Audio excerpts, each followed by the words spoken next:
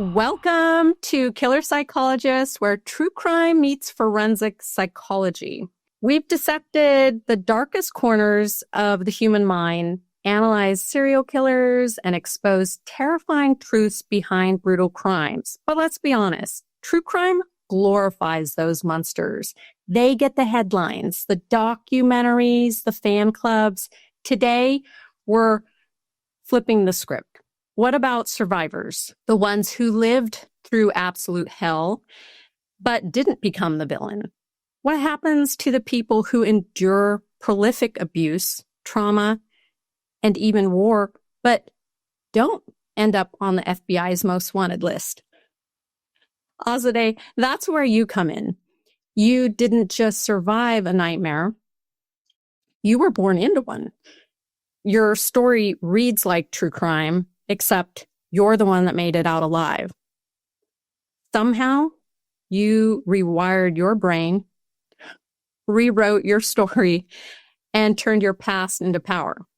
So that's what I want to explore today. How do you win when you've been dealt a losing hand? How do you go from victim to globally recognized advocate for trauma recovery? You not only saved yourself, but you've helped countless people break free from abuse and addiction through your program, the 12 Steps for Narcissistic Abuse Recovery. So survival is one thing, transformation is another. Azadeh, welcome. Thank you so much, Dr. Anderson. It is an honor and privilege to be here with you today. Thank you. So tell me about your journey, starting from the beginning. I know you've accomplished so much, and we already got together a couple months ago, and we're talking, and we couldn't stop talking. And there's such a connection there of like girl power. You know, we've both been through things, and here we are. And so I love the story of a transformation and a survivor. I feel like people need to hear that. People want to be inspired. Nobody likes to hear the story of a victim, in my experience, but they love to hear the empowerment story of survivor. How did you do it? That's what people want to know, because there's so many people out there that are listening, and women, they want to know. They're going through it right now. And I know that because they message me on social media, and a lot of them are in these complex relationships where there is abuse, and they're trying to get untangled and find themselves. And that's why I really want to encourage people to follow you and connect with your content, because it is inspiring. And I know I got a little sneak peek with your journey, but I would love to hear from you about your story, how you came, just before you even came to America, like growing up in wartime as a child. Let's maybe start there. Absolutely. Absolutely. Thank you. You know, I'm sure you're familiar with the brain evolving and building new patterns from the age 1 to 7. Right? From those years, I was born into violence. I was born with a riot right outside my house. I remember my mom telling me, I'd go, "Mom, what are they doing out there? What's going on?" And for her thought process of her protection of me, she would tell me that they're just having a party. They're just having a good time. I didn't know that us getting in the car and trying to drive to the store to get milk, and people falling on our cars and fighting to the right of us, or others trying to open the door, was mayhem. What she was telling me, it was just a party, and she was trying to get me calmed down. So I was groomed into riots and violence from the actual beginning of my life. I remember in Iran, the people that, like homeless, that here we see homeless asking for money. In Iran, the homeless approach it differently. They literally put a whole veil over the woman put a whole veil over their whole body and face and come with a big, huge bucket and a spoon, and they knock on your door and they open it. They just bang on that like big soup cooker pot. They just bang on it with themselves covered in shame. And I remember the little girl opening the door and seeing her, and she's banging on this thing. What she's saying is, give me rice or give me potato, because she's homeless and needs money. But that was my very first one-on-one traumatic experience with, scary. I can't see her face. I don't know what she's saying except banging on this thing, basically saying, give me rice, give me potato. That's how I remember it as 6 years old, and just running from the door all the way to the other side of the house and hiding, not knowing what is going on. Who is she? What does she want? Why is she like this? Traumatic. Wow. What was your family situation like at home? Well, my father is a narcissist, 100% full-blown, covert narcissist. He's also a psychologist. Oh, no. Oh, no. I knew that would get you excited. I guess I didn't share that with you on our last time we hung out. But yeah, he's a full-blown, in fact, I would say sociopath, really. Narcissist. Well, psychologist. I mean, right. You're right. Well, wow, what in a position of power and authority. So Exactly. did he become a psychologist later in life, or was that your childhood? Did you know him to be a psychologist when you were younger? He was a psychologist ever since I was born. So he got his education before.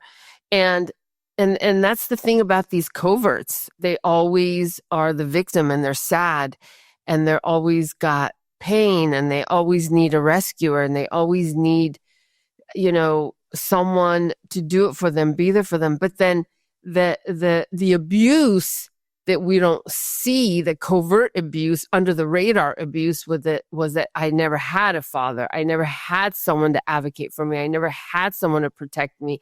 And at the same time, he was not a husband to my mom. So my mom was really like my mom and dad.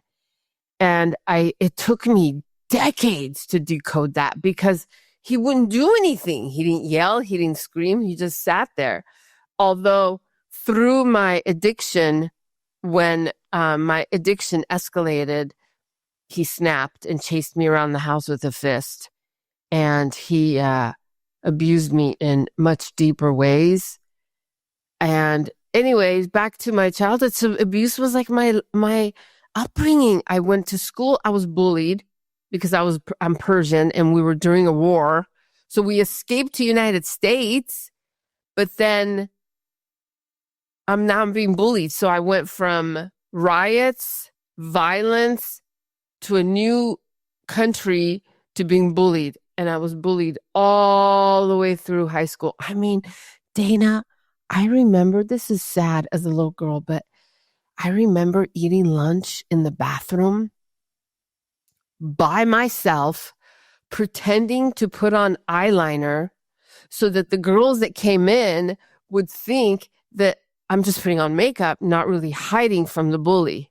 So I would put on that same eyeliner over and over again, because I was hiding from the girl that was bullying me, throwing me against lockers as a way. But you know what? Now that I look back, I really was learning how to survive and strategize a way to protect myself while the abuse was going on. And I grew in that aspect. Ultimately, the psychopath that broke the beer bottle in my face and beat me up several times, and filmed our sex times and other women's sex times, I ultimately learned how to leave and strategize and the unbelievable perspective of a way out that normally people won't think of. Like you don't think about how to leave, except you just think, I'm just going to leave. I'm going to break up. I'm going to leave. But I found a strategic, brilliant path to leave without getting harmed and him not being able to find me ultimately. And so it's sad and it's unfortunate that being under these really, really dark situations that we have to navigate and figure out a way out. And I know you can relate to that on some level. So yeah, I escaped and decided I left everybody. I left the cult, the family, the Persian community. I was shunned anyway, because I have a voice. I got sober and I started to get therapists, do nervous system healing. I've always had some kind of support or help. To this day, I still have that one or two people that guide and help me. But, Dana, I had to go and heal internally. And it took me, well, I've been on the recovery journey 23 years, but 2 years out of that, I faced all the internal wounds of my abuser. I had to purge out the violations that I had absorbed, which meant going into those pockets and reliving, not over and over again, but reliving those moments of abuse and purging out the tears and the violence and the abuse so that I could come back through the flooding of tears into a place of self-compassion and self-protection. My brain was rewired through the flooding and the tears and reliving those experiences so that I could come back in that emotional pain and heal myself. So yeah, it's permanent recovery. It really is permanent recovery. It's not just a study or a memorization. It becomes permanent when we heal that way. Dark night of the soul. Wow. This reminds me of Viktor Frankl's book. He wrote Man's Search for Meaning, and he was a psychiatrist and he survived the Holocaust. And so he wrote a book while he was surviving the Holocaust. He didn't really think who knew if you were going to survive, right? So he's writing this book. And he wrote about that suffering itself is not what destroys us, but it's the belief that suffering has no purpose. So he found, he reclaimed his power, and his book is pretty inspirational. It's about finding meaning in your life, surviving after the suffering and the abuse. And, it just reminded me of that. So how do you reclaim your life and regain power after trauma? What choices lead to that transformation? And so I think so many people, I don't hear them get to the depth that you have gotten to getting in touch with your trauma side. I find a lot of people can be very superficial about just moving on and healing, or right. Really getting down to the horror of things you've encountered and getting raw with it.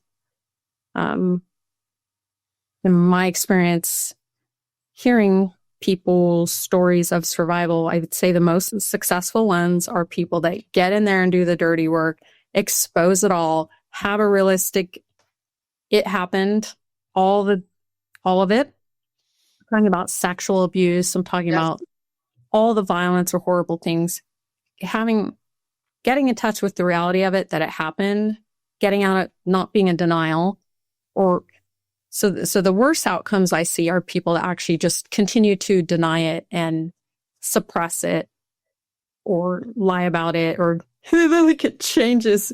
This is really unhealthy. So that's why I think we connected when we met. You were just so outspoken about it, and it's not too often where people will really even talk about sexual abuse.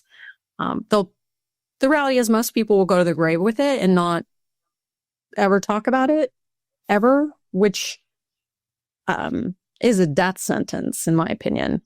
Oh, absolutely. And most relapses and overdoses are, if you dig deep enough, it's not just that they're addicts.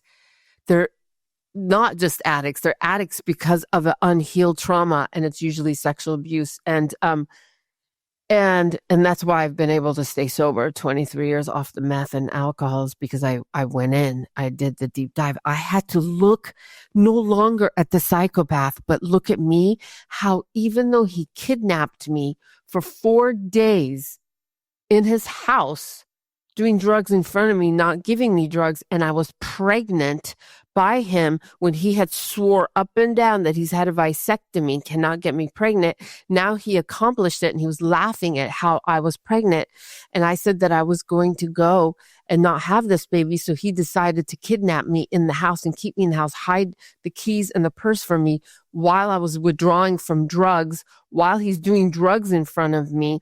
I had to look at, after I did escape that kidnapping situation, he was throwing fire logs at me.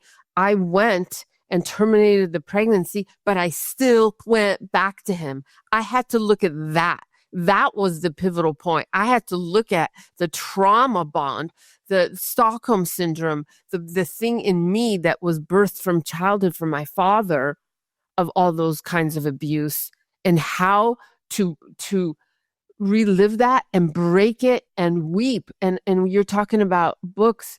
One of my favorite books, besides my own, all of mine, I mean, I have 4, so you can look at all, and they're all about narcissists. But the one that really hit me is, oh God, it's called Complex Trauma by Peter.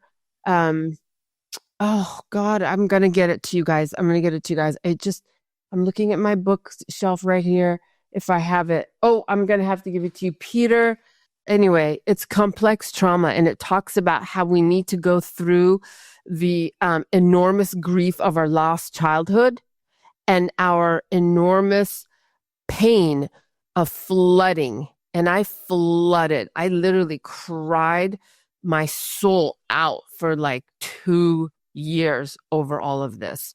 But in the midst of that pain, I could feel myself developing organically more self-protection, more self-compassion, beautifying in that experience where you're right.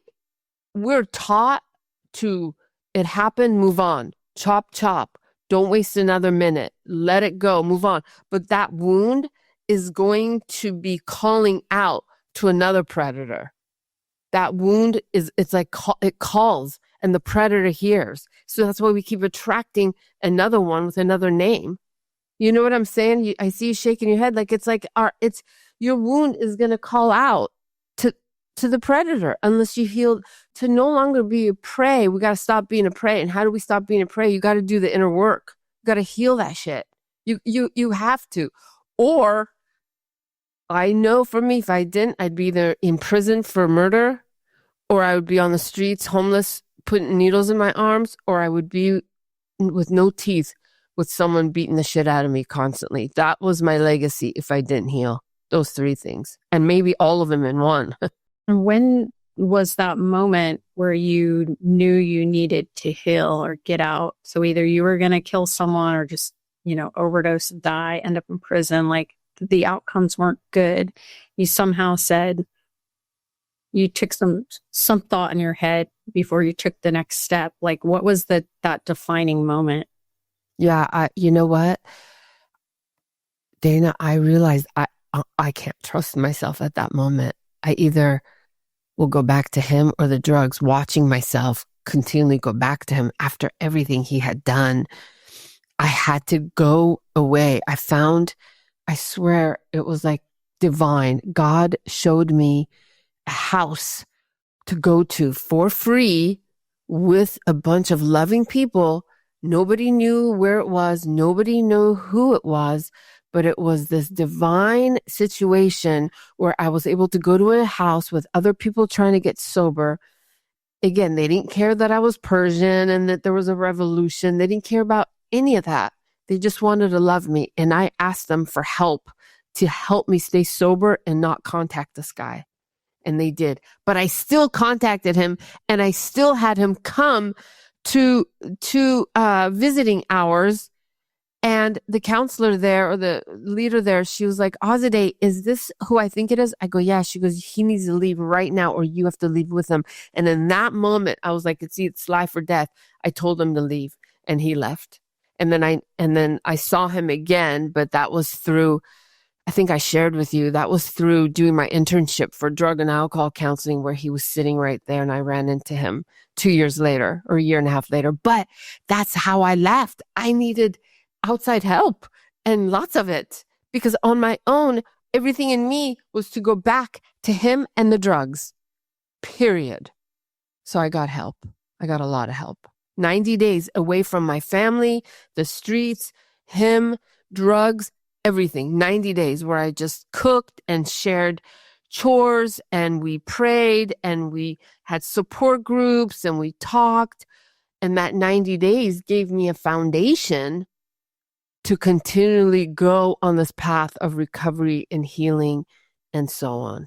That's it. I was just talking with my friend Eva before we started this podcast today, and she was trying to talk to one of her friends about leaving, and she just keeps going back and back. And I go, you got to sever the tie, cut it off. You do a blackout, just like you're, just like a drug addict. Yeah.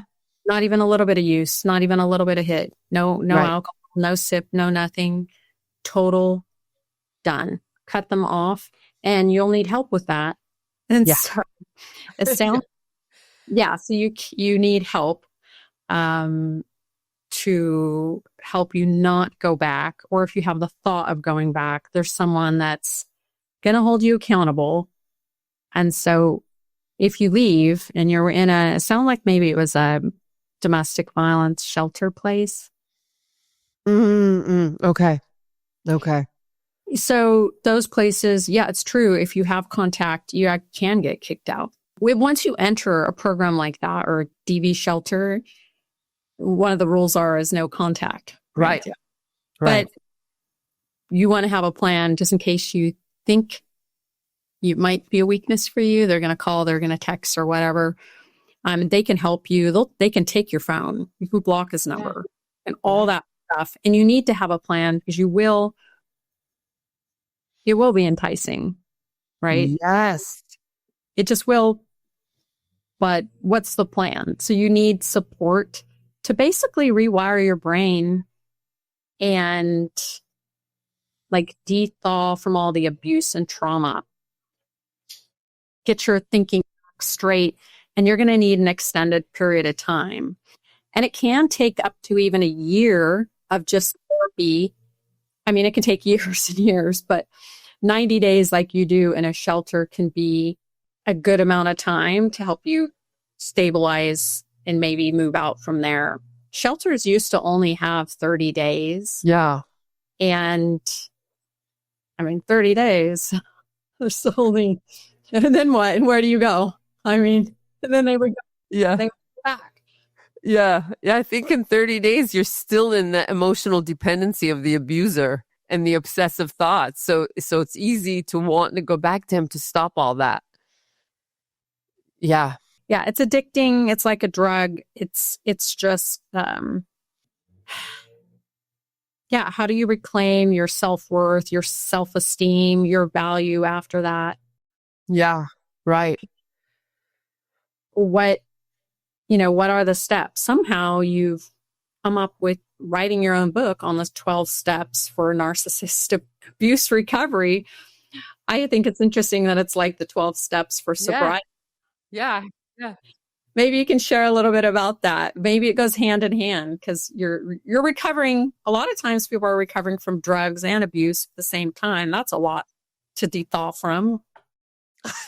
Right. It's amazing how much power we can have, as you know, because I know your story, when we're determined. Because when we're determined, we get this superpower to rise and to go. But the 12-step workbook, I got permission from the 12-step community to tailor it to truly the dark night of the soul. So I created this for people that cannot afford a therapist, a doctor, a coach, a mentor, anything. And if they can, purchase this on Amazon and go through the workbook, I promise you will activate those pus pockets of pain. And if you sit through it and go through it, you will come out healed. You not completely healed. You will have a transformation. You will have a connection to yourself that you couldn't get by just thought alone and videos alone. Because it's my journey. So I do activate questions and writing that will uproot the trauma. And yeah, that's why I created that. But I also have a book, Adult Children of Narcissistic Abuse, which I would caution to read that with trigger warnings, because it is my story. And it does talk a lot about parental narcissism. And so most of the people I talk to or work with have had the issue started with parents. And so you can also look at that as a way to identify or resonate with. But that 12-step workbook is for people that I really created that for people, because when they're leaving abusive relationships, they're like, and have no money, or they're addicted to, and $20 is kind of easy to come up with to get the workbook and go through it yourself. With trauma, you should probably do it with someone else, someone specialist, a therapist, a doctor, somebody that's versed in these dynamics like you. But if you just can't, but you are stuck in the pain body, this is a way to transcend it by doing the writing and the prompting of the questions. So this is a book that they should be giving out at the domestic violence shelters. Yes, I agree. I actually have a therapist right now taking a whole group through the workbook, and I hope to see it grow in the sense of, because it's really my personal DNA of how to recognize, because we have so much cognitive dissonance, especially with the covert style abusers. It's so hard to pinpoint this. And that's where I got stuck a lot, is in the rumination and the self-doubt and the rationalizations. So these questions will really break it down. It'll really separate you with you. It'll separate reality with what you want to think it is. It'll break it down for you so that you can start working on the healing versus, is it this or is it that? Is it this or is it that? Is it this or is it that? With covert abuse, the cognitive dissonance is louder, right? Versus someone that's beating the shit out of me, I can see the abuse. But the covert way, it's harder to pinpoint. So I've just seen so many people 30 years, 40 years in these dynamics and still not sure, or still don't know, or still questioning. So this is a good way to break it down to reality. And I noticed you said cognitive dissonance, which is, you can explain a little bit more about that. But when I think about it, when you're exposed to two polar opposite things, I think it's easier to change your belief maybe about the abuse than it is to change your behavior. So you could actually just believe, oh, he's fine, everything's good. And then, because it takes to believe what's actually happening in the relationship requires you to respond. You have to take action. You have to change your behavior. So women can just say, everything's fine. When it's not, but they're just lying to themselves. But it's like a mind fuck. The people brainwash themselves on purpose to they remain frozen.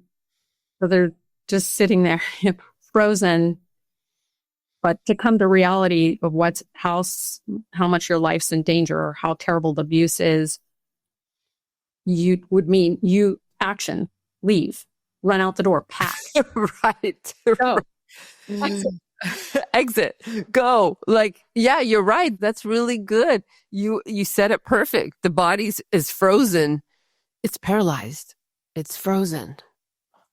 And so I think women or men, whoever, you're at the domestic violence shelter and you've made the step, but your mind can go back and play tricks on you to change the belief, just that thought that he does love me. It's fine. It wasn't that bad. So it's just those thoughts entering. So those thoughts may seem benign, like, because it's just a thought and it just entered your head. It's not, there's no crime. There's no thought police going. So it's just, it enters your head. Unfortunately, it just goes in your head. Like you're thinking, remember when they were nice to you and they bought you flowers and everything was good and it's fine. It feels good to think of all the things that were and had been. And then, but the danger is behind that. And so having that accountability when you start thinking these thoughts and they're percolating, because it may lead to you leaving or returning to them. So having accountability, having a game plan every single day for someone to check on your thoughts.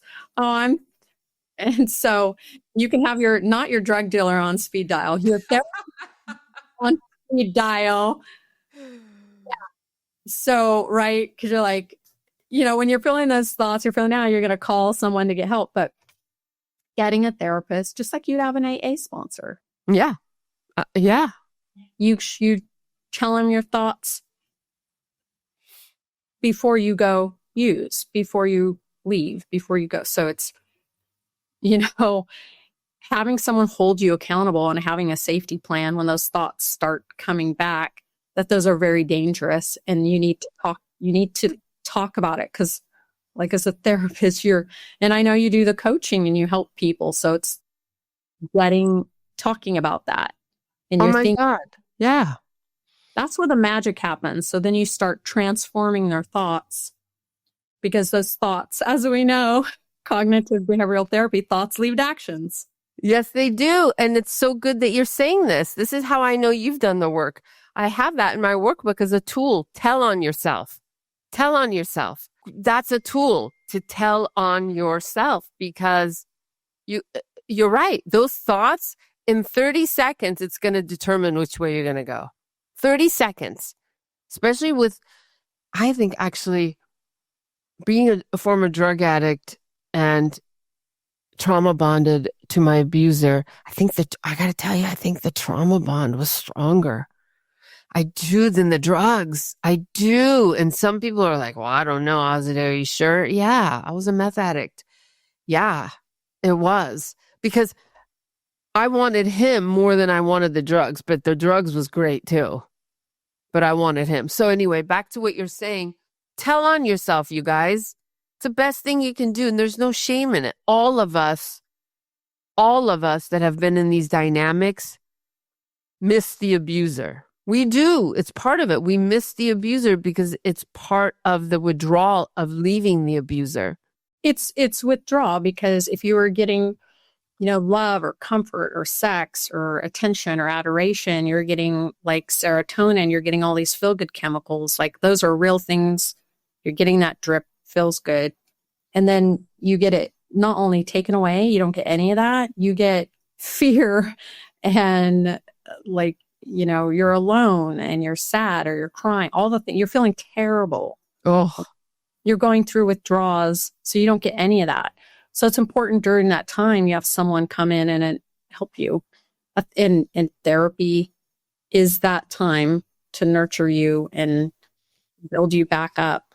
So you don't feel like the way to stop the pain is to just go back. And it's so refreshing that we can laugh about it now, because in that moment, you are at the highest peak of pain constantly. but to be able to, like, you're in constant high peak pain, period. I mean, that's how it was. I remember it. And so it's natural for us to want to stop the pain. And our brain is constantly telling us going back to him will do it. Or her, depending on, whoever, if you're a guy or a man or a woman. And so telling on yourself and sit through the pain. Sit through the pain. You're going to have pain. It's not a normal breakup. Even normal breakups are painful. This is not a normal breakup. Not even. I mean, I'm surprised if you can even work. I mean, if you can even like make meals and good Lord, Well, let's talk about how people with narcissistic traits, it's so much different than a regular breakup. So narcissists are always fueling, what is in their best interest, not for you. So if you leave, they may try to lure and hunt you down and get you back because it's self-serving for them, but they're also punitive, retaliatory, or it could be sadistic or punish you. So there's a cost. The relationship for them was just transactional, self-serving to them. And so they'll come for you when they need you for them. But it has nothing to do with you. They don't care about your feelings. Exactly. It's only if they can manipulate your feelings because it works for them. So just know it's all a manipulation ploy to get you back. So if they're giving you a compliment, they're love bombing you, they're giving you all this, you got to know what's behind that. They're going to bring you back, but it's only for them. So the compliments are nothing. And just be aware when the compliments come, the flowers come or whatever come. Well, don't accept them. So we're not accepting our compliments at this time. Like, go away. And just so even one compliment, you don't want to be in such a low emotional state, right? Where you're like needing just a tiny little tip, they're going to give you these breadcrumbs to lead you back to them, telling you things to help. You don't want to be that low on gas, right? You're out of gas, right? Yeah, right. You're so right. I love what you just said. The compliments and the gifts, they're nothing. Don't read into it. Don't even look at it. Abusers don't always abuse. They know when to abuse, and when they are always navigated by your emotions. When you're down, they're going to love bomb. When you're up, they're going to break you down. The compliments is really a bait. It is. And you have to know, you want to be emotionally fueled up where I don't need any compliments. I don't ever need them. I don't care what you think of me. I wasn't looking for any compliment. I'm high value. I don't need you to tell me anything. I don't need you. You don't want to be in an emotional deficit. Ooh. That's what it is. Emotional deficit. That is good, my friend. And you know what? When you are whole, connected to your values and have standards, when someone's coming in and constantly complimenting you, you're going to start to think suspiciously of them versus sucking it up. And you should be suspicious of compliments of anyone. Overly compliments. It's not natural. Or like the first time someone meets you and they just pour out these compliments, it's typically a red flag, or people with narcissism, because they're looking for how it's going to come back on them. Yes. So it does work for them. They give you a compliment, but they're luring you in. So you always want to be aware of that, but you never want to be in a deficit emotionally. So I know you love talking about boundaries, and I love talking about emotional boundaries, because you want to be, emotionally intelligent is also being aware of your own emotions and understanding they're your own, how they affect you, and, being aware of other people's emotions also and reading them. Very good. So good. So good. I'm surprised at how much this is not talked about, emotional boundaries. I'm actually surprised around this. So it's really high level maturity. It's really self-protection. It's really protecting your peace, but also evolving to a place that feels just so good internally. Emotional boundaries. Yeah, it's the new IQ. Yeah. Yeah. So emotional boundaries, all the boundaries are important, but when you recognize your own emotions and how you're feeling, or if you're in emotional deficit and you're feeling a certain way. So emotional boundaries, so I could recognize I'm in a low mood or I'm sad. I feel low self-esteem. I was going through a breakup. I can recognize that within myself. Also recognize not a good time or I'm not emotionally available. It's not a good time for me to be on a dating app. It's not a good time I'm to be entering a new relationship. I can recognize that that's a vulnerable time for me. And there are times that you shouldn't be available to date or enter a new relationship because you're seeking fulfillment for yourself because you're in a deficit. And you're looking for someone to fulfill you. And that's a dangerous time because there'll always be someone out there to give you that time and attention. But you don't want to do it when you're riding on E. Oh my God. Oh, that's just so good. When you're riding on E, then you're just waiting for someone to take you home because you ran out of gas. Yeah. So you're back in victim and trying to look for a rescuer.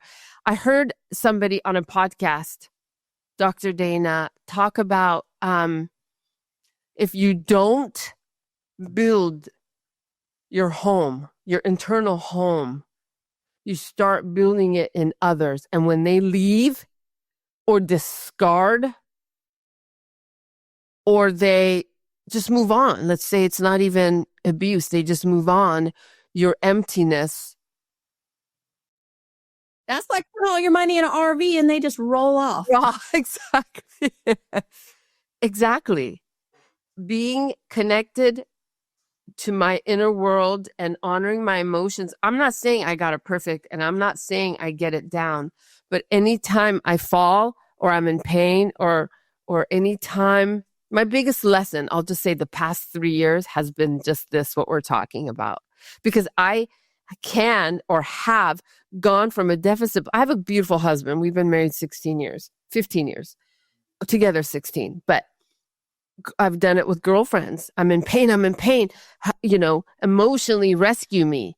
And then when they're not there and they move on or do something else and I don't have it, then I'm back in my emptiness. So I got to build my own inside house. My house, my inner house. Mm-hmm. I don't need no emotional rescuing. Yeah. I'm not looking to be rescued because emotionally you can build yourself back up and find yourself and do the work and not need anyone else. You don't want to be in a position of like lacking or needing or desperation or getting that fix of attention. I always recommend people don't go out. You don't need to be going to the club or going out when you're desperate. It's a very dangerous time to get hooked up with a person. You're totally vulnerable. And it's the number one thing I see people do is as soon as I'm just feeling down in the dumps, like downloading some app, and getting on there. I'm telling you, that would be not the time to be doing that. I'm not on any dating apps, by the way. Good for you. Oh, look, I've taken it. Look, I know I see what's out there, but oh my God, it's either unhealthy, toxic, or narcissist.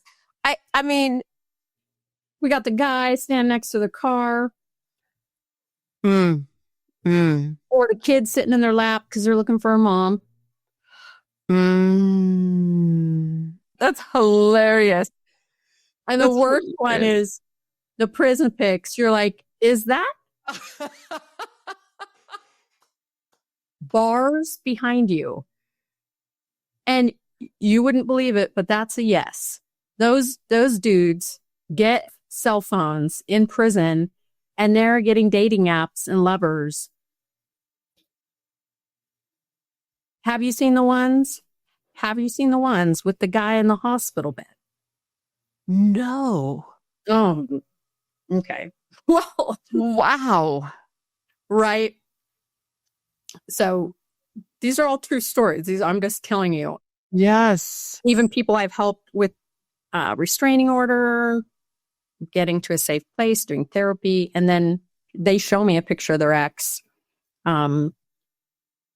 trying get in a hospital bed, in a hospital gown, making a fake story about cancer, trying to seek attention, right? And you know the whole game. They're an addict. They're going to rob you blind. It's a game. So just don't fall for it. So you never want to be vulnerable. Like, these people are available. They're very available, especially the ones that get out of prison. They've never been so available. Right? Exactly. They don't have a job. Exactly. They have a trash bag with their clothes. Yeah. That's pretty funny. Move in so quickly. They're like, what you got, girl? Yeah. Yeah. Right. And I see a lot of women, go for those guys because they're covered in tattoos or they worked out for 5 years in prison. And I think, I'm telling you, girlfriend, if I can leave you with anything, looks does not bring shit to the table. It brings nothing to the table. Not when you smell them go number 2, sorry, getting detailed here, you're going to lose all that. You want someone loyal, someone that's brings to the table, someone that's sincere, someone that has good ethics and morals. And I'm not saying it's easy to find. My husband, I found him when I was 37 years old and I was seeking safety. I'm just going to get totally transparent here about my marriage. The first year, I was like, he's boring. He's not the right guy. I just know it. This is because my nervous system was not healed yet. He's boring. He's too nice. What does he want? Why is he so nice? He wants to get a second hotel room and give me one and tell me, here's the key to your hotel room. I was shocked. I felt rejected. But at the same time, I was like, maybe this is a nice guy. Maybe this is a guy that actually cares. Maybe this is a guy that doesn't want one thing right away. So I had to force myself to accept unconditional love after the psychopath. I had to. And we're together and we're best friends. He's my photographer. He brings a lot to the table. He helps me edit my book. He's also a survivor of narcissistic abuse. Men get abused too. Ooh. I know you said we were going to talk about psychopaths and eat chocolate. Do you have chocolate available right now? I know. Hubby, did you get me chocolate? Did you hear him? I have some right here you can have. No, I'm okay. I'm just kidding. Thank you. But yeah, dating after abuse. Don't heal. So then you can energetically match with the person at the level you're at. Yeah, I tell people to heal. I like to say a year. That time to heal and get in touch and find yourself again is really important. I see a problem in society today. People chronically dating. They exit one relationship and just almost immediately go into a new one. I've never understood that. I have not been that person ever in my life. I don't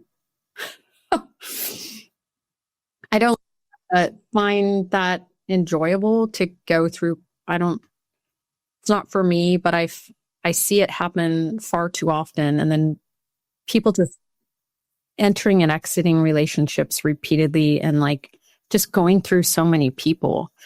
And that's a really poor boundaries with, we could talk about boundaries more, but like what kind of emotional deficit are you in that you have to keep going through people like this, or even your physical boundaries or your time boundaries? So my time boundaries in relationship is like, you'd have to qualify to spend time with me to even get on a date. You'd have to get qualified. You have to get qualified. No, and that's a standard. But I love that. It's a standard. I don't know how women can just throw their bodies around and not have repercussions and a downfall and some kind of a aftermath that they have to clean up after that. I don't understand. But okay. But if you don't heal,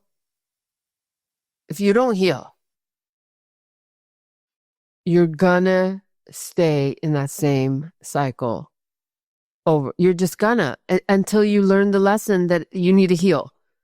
You need to heal. Otherwise, you're gonna keep repeating the same patterns.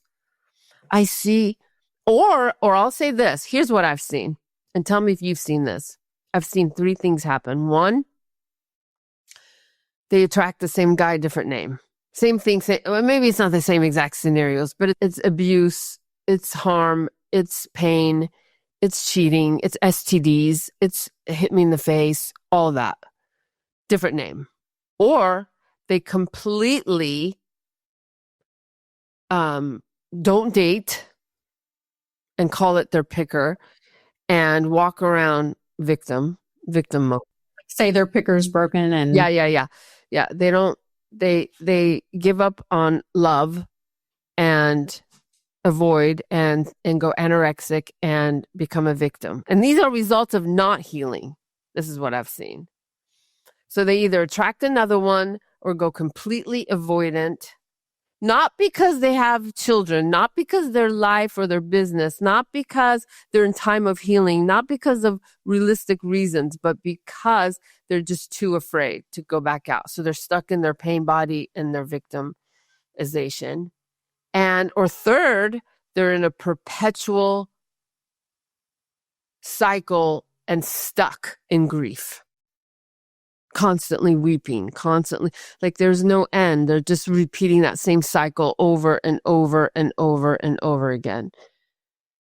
We're supposed to thrive. We're supposed to heal. We're supposed to pursue our life. We're supposed to tell our story like you and I in a way that's not so triggering. Or, my trauma now is really a memory. I can easily talk about it where some people would be like, whoa, you were kidnapped? Whoa, you had a beer bottle broken in your face? Yeah, 23 years, 24 years ago, but I've done the work. So now it's nothing but a memory. It's not affected by it. So for whoever's listening, just take the time and heal. It's the only way to reclaim your power.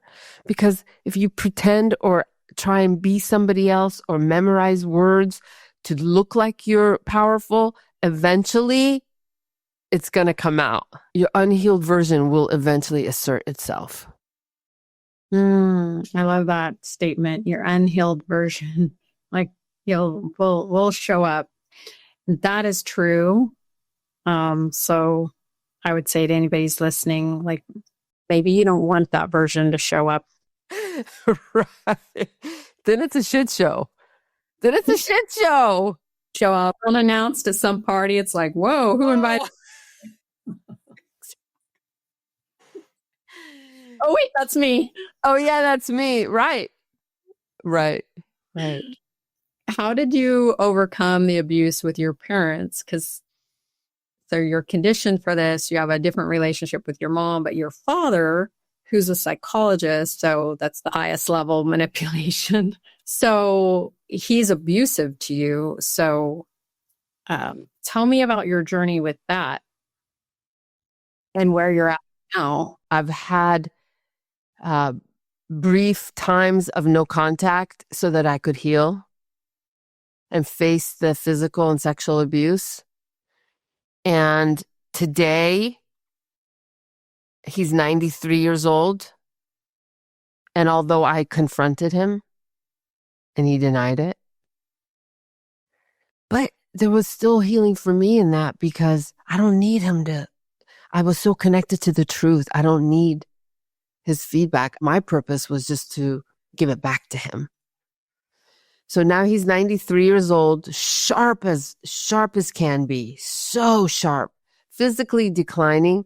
But my healing has been through years of no contact. I didn't just go no contact out of hate. I really used that time to evolve and grow and heal, and really embrace the fact that I really didn't have a father. I had an abuser. And even though the world loves him, especially the Persian community. And so working on the acceptance of what I didn't have. And today I live close to him now, and he's at his last day, physically he's falling a lot. And my mom's aging. And so I help, because she's responsible for him, because she's younger. I help her help him. And I'm okay with it. But the truth is out, even though he denies it. And my healing has been the enormous grief of not having a childhood and having someone that hurt and harmed me and loved the world, and kind of accepting the fact that this is what was. But Dana, I did a lot of grief of what I thought was that wasn't.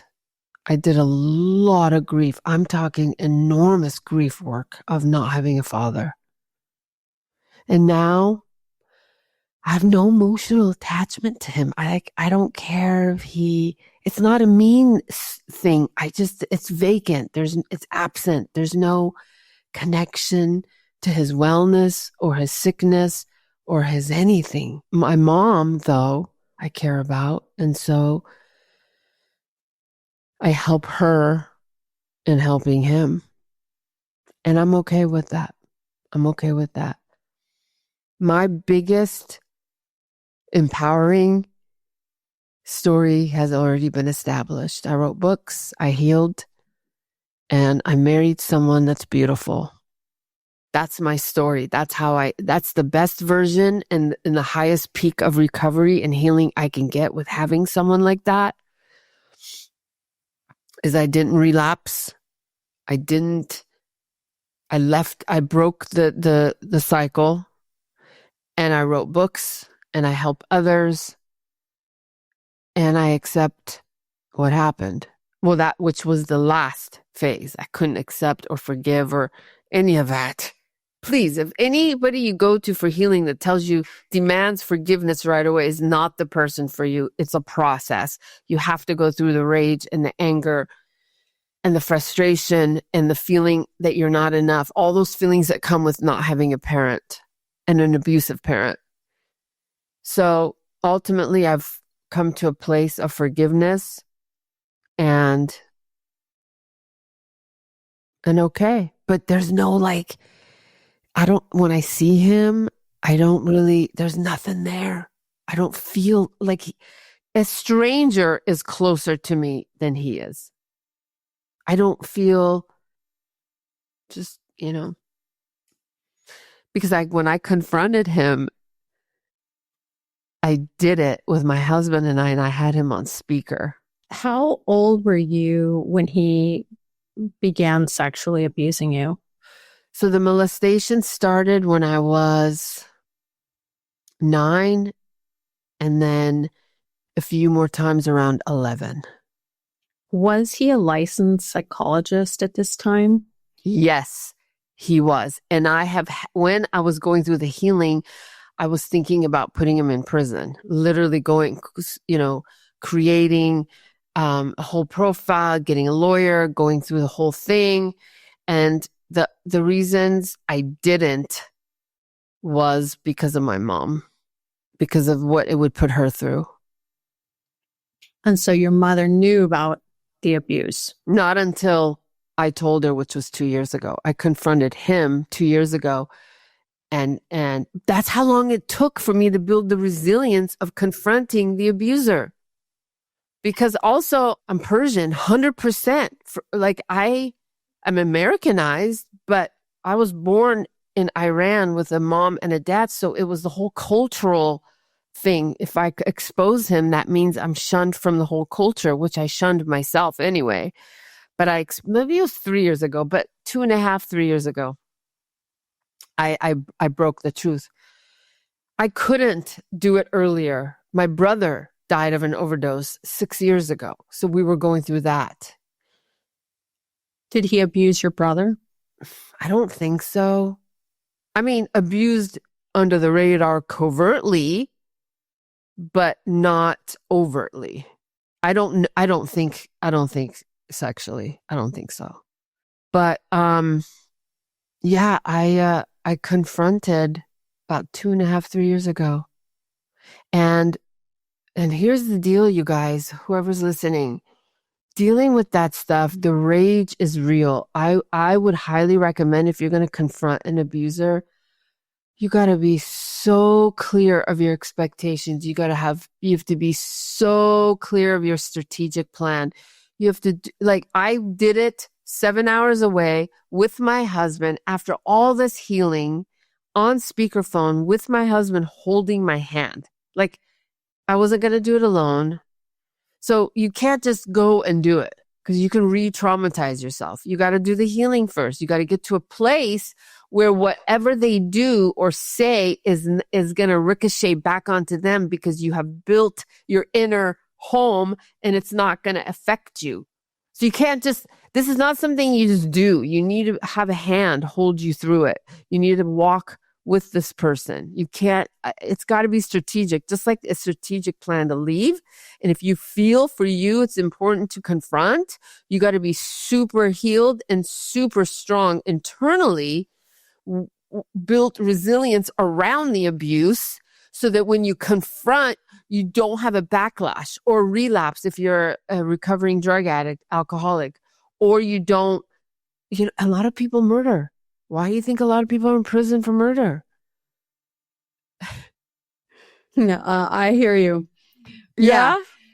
I agree with what you're saying, because you have to be mentally tough and prepared for that conversation. And it may go poorly. You may get rejected. They may lash out on you, expect the worst, but you're so mentally strong and tough. This isn't like that emotional RV that's driving off. You got your house is built on solid foundation. There's nothing, right? And you do want to be emotionally equipped. Yeah, people do murder their parents and their partners in confrontations. And so when I talk about emotional intelligence, I don't know how to make it clear. I've worked with a lot of people who have committed murder, dozens of people, and also suicidal people as well. So emotional intelligence is so important. You don't want to project your emotions and take out someone else and blame them, right?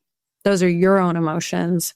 And the sooner people can realize that your emotions come from you, you produce them, they're within you, and you can actually control them.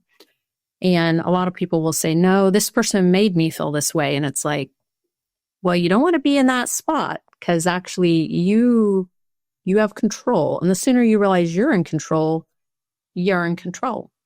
Yeah. You certainly don't want some psychopath pressing the buttons of your emotions. So you don't want the perception of that. My emotions are 100% me, and I can handle anything that comes my way. Ooh. There isn't anyone that can press those buttons. I'm 100% in control of how I respond. And if I even am going to be emotionally evoked because, like you and your father, you confronted him.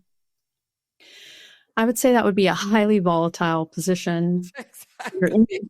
Where, you know, anyone wasn't emotionally equipped. You may have a blowout.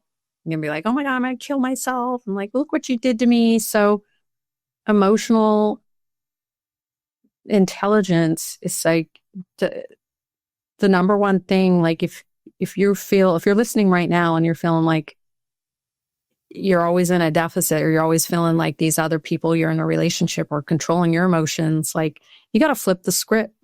Like and learn to gain control of your emotions, and it can be taught, and you can be bulletproof, and you can be where someone, and in my position, I go see some dangerous people who say some very mean things to me, by the way. It doesn't matter. They could say anything to me in jail or wherever I go. It has no effect. They're just words. Or if they're flattering me, or if they're not, or they threaten me. It just reveals more about them. It doesn't tell me more about myself. I already know about myself. It tells me about you. When someone starts complimenting me, it's like, and then if you don't take it the way they want, of course they're gonna, they don't get what they want. It'll turn into a threat usually. Like they will start trying to push my buttons and manipulate things to gain control. And it's just, I've been here before, right? We've seen these play out. So yes, tell people, if you want to get into this career field, you need to be mentally tough, and you need to be mentally fit. You need to be mentally well, and people will try to test your boundaries, and you never want to be in that emotional deficit. So if you find that you are, you need to replenish yourself, right? And that's probably time for self-care or whatever you need. And it's not a good time to enter a new relationship. And so you need a plan, people to hold you accountable, so you don't go back into that again. Yes. And, when you're talking, I want to make a point. I can feel your energy when you say those things. That's also an indicator how I read people. I can feel their energy when they're talking, if it's really coming from an internal rooting or if it's just words that they're saying. I felt your energy, especially when you did that look with I just felt it. Energy speaks. Energy strength speaks. It just does. And absolutely do not confront your abuser out of an emotional turbulence. Don't do it. Do it from a place of strength. And also build resilience around every outcome. The possibility of every outcome, build resilience around all of that, and make sure you are good with any of those outcomes, and then launch. Even then, I would say what your motive is to do it. My motive was to just give it back because it wasn't mine. No little girl. It's not any little girls. It's not anyone that's abused, molested. It's not ours. And you get the peace when he passes, that you are healed. It's not this emotional, I keep using the word deficit, but I know. I like it. Let's go with it. I like it. Oh, right. You don't want to be deficit, and you never can come out it's true. You can recover from abuse. Oh, it yeah. Take time. I think you're the example of that. It took even a lifetime to get through a lot of things. But then if you do the work, look how productive you are. Actually, I was listening to you on a podcast you're on, and she said something funny. You're like, look at all the shit I get to get done now. Yeah. Once you're not in an abusive relationship, but look how productive you are now. And I just love that. I love that you're able to take your experiences and educate people and help other people. You can coach them one-on-one. You have your books. People can connect with you, and it comes from your own hurt, your own pain and suffering. You figured out what works for you. You healed first. Now you're in that position to help others. And I think that's what really resonates with people. So you have your own experience and journey, but you're healed. Now you're at a whole new, no fucks given, like. Exactly. And I want to thank you. Thank you for your recognition. I do want to say something though. One thing I did not let, before we end, I did not let the abuser take is make me bitter. I'm still very loving, soft-hearted, empathic, loving woman. That's my default. That's my core. I will protect it. I won't give just everyone access to it.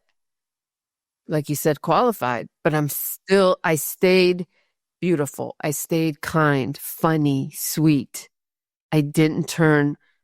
And that's the thing, you guys, when you heal, you don't have to become someone you're not. You just have to protect it. You just have to protect it now. That's it. So, yeah, having a good time, trying to stay young and get to meet women like yourself, powerhouse women that are doing these remarkable, courageous things like going to prison. I mean, just it's not the average woman that can do this. But also, we ain't going to prison because we didn't do it. Exactly. Zero kill count. Killer psychologist with 0 kill count. You're welcome. Yeah. I have not murdered anyone. Somehow not bitter. Yeah. Right. Look, you can heal. You can become a killer. You can be killing it. Okay. You can be killing it. Yes. You can be killing it. Yes. Also, I know you're friends with Dr. Azadeh, who's wrote her book, Run Like Hell. And they're a beautiful woman who's, dated the Wolf of Wall Street and, flipping the script, turning it over, doing amazing things. She's an author and you're an author. So I just really want to inspire people out there that you can heal. And, your life can be like this true crime book. It could have ended differently. This chapter in your book could have been different. You could have, right? But here you are. So I just want to elevate you and say, thanks for being a good example and providing content that's for women. And so thanks for collabing with me and hanging out. And I can't wait to come on your podcast next week. Yes. Thank you, Dr. Anderson, for having me. This has been very exciting for me. I don't feel like I have a cold anymore. I love talking about this stuff. I love it. Thank you so much for having me and sharing your wisdom with me as well. Well, you've truly done the work because you're, like you said, you're not bitter, right? You're not, none of that. It's like you can have joy. You can have a wonderful life. You can move on. You can write bestsellers. You can just be killing it. And like, you can have that in your past, but it doesn't have to define you. Yeah, it doesn't. I won't. I think it's the mindset too. Like I will rather chase my destiny if it takes the rest of my life and be 6 feet under than give in to what happened to me. Azadeh, where can people find you if they want to book a session with you? What's your website? Best place to find you? Yes. You can find me on Break Free, Rise and Rebuild, or my in-house publishing where I help authors, Power Within. My website is finallyfreelife.com. All right. Awesome. Thank you so much. Thank you so much. Thanks for listening. For episode details and merch, check out killerpsychologistpodcast.com. And for forensic services, you can book online at psychologydr.com. That's psychologydoctor.com.